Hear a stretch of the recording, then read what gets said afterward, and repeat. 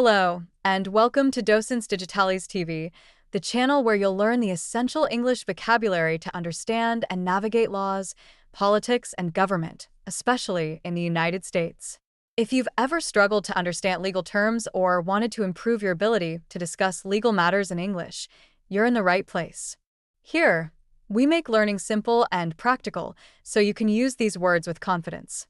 In today's video, we'll go over legal English words you need to know. These are key terms that will help you understand legal documents, follow court cases, and communicate effectively in legal situations. Let's get started. First, let's talk about law. A law is a rule created by the government that people must follow. Laws exist to maintain order and protect people's rights. The process of creating and enforcing laws is called legislation. Next, we have court. A court is the place where legal cases are heard and decided. The person in charge of a court case is the judge, and the two sides in a legal dispute are represented by lawyers or attorneys. Another important term is lawsuit. A lawsuit happens when one person or company takes another to court to resolve a dispute. The person who starts the lawsuit is the plaintiff, while the person being sued is the defendant. Now, let's talk about contract. A contract is a legal agreement between two or more people.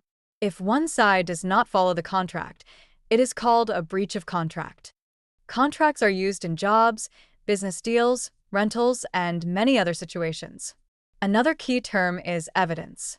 Evidence includes documents, photographs, witness statements, or other proof used in court to support a case.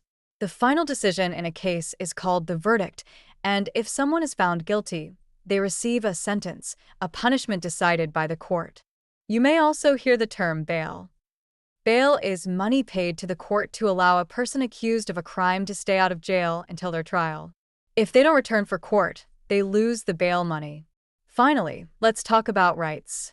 Rights are the freedoms and protections that individuals have under the law.